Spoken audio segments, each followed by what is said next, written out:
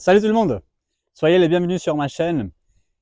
Aujourd'hui, je suis dans un cadre très spécial car je vais parler de quelque chose de fondamental pour la vie et pour l'économie, l'agriculture.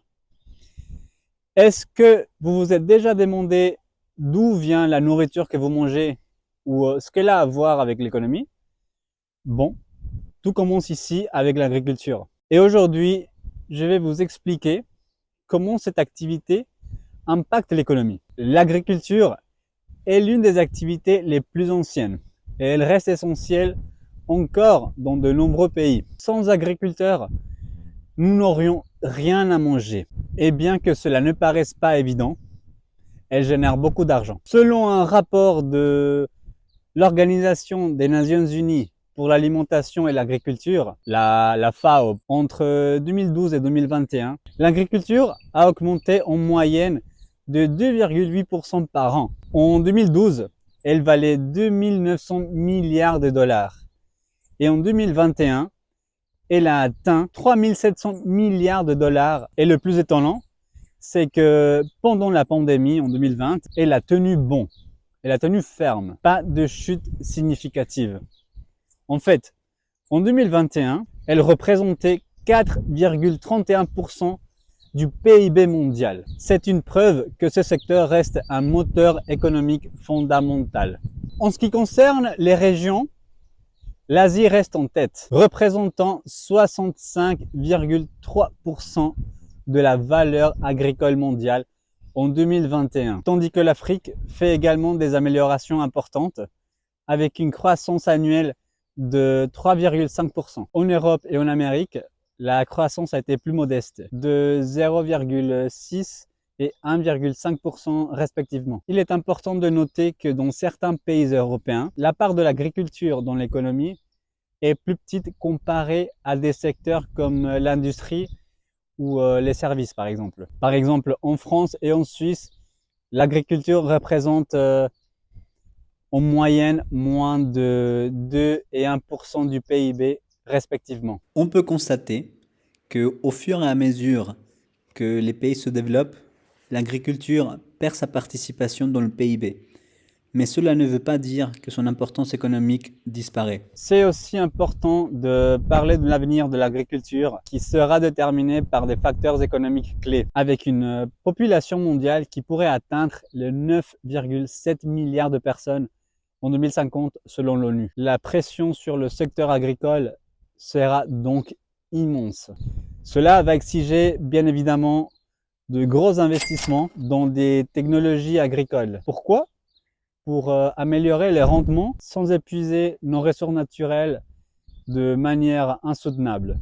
Il est important non seulement d'augmenter la production, mais aussi d'améliorer l'efficacité de la chaîne d'approvisionnement. Selon le bulletin de septembre 2024 de la FAO, en fait, c'est un rapport des données et des statistiques. Plus de 13% des aliments produits dans le monde entier sont perdus avant d'atteindre les magasins. Cela représente plus de 400 milliards de dollars. Un autre point essentiel, c'est aussi la préservation des ressources à long terme. Nous avons déjà dépassé ce point critique. Il existe un indicateur appelé le jour du dépassement qui nous dit à quel moment nous avons déjà consommé toutes les ressources que la Terre peut renouveler en une année. En 2024, c'était le 1er août.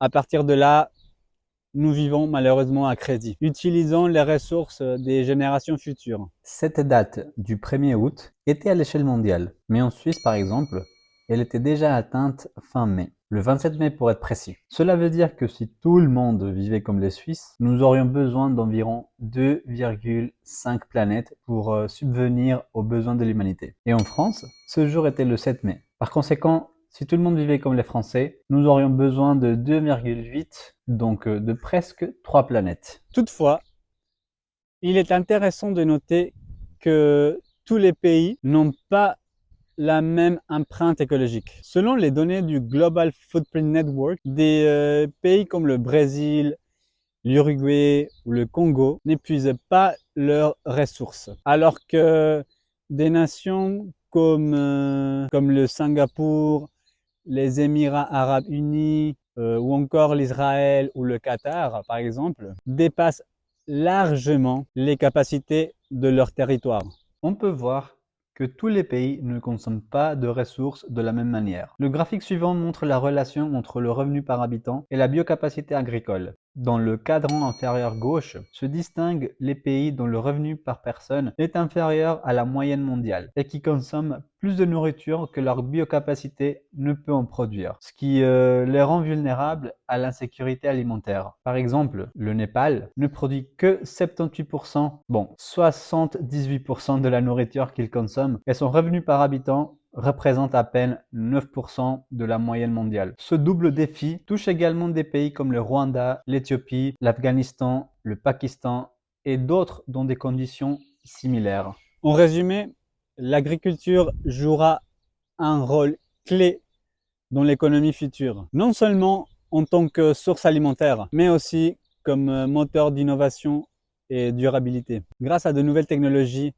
ce secteur peut relever les défis liés à la croissance démographique, au changement climatique et à la surexploitation des ressources naturelles. Voilà, c'était tout pour cette vidéo. J'espère que vous comprenez mieux le rôle et l'importance de l'agriculture dans l'économie. J'espère aussi que vous avez compris que l'agriculture n'est pas seulement le pilier de notre passé, mais aussi la clé de notre avenir. Si vous avez aimé cette vidéo, n'oubliez pas de laisser votre like et de vous abonner.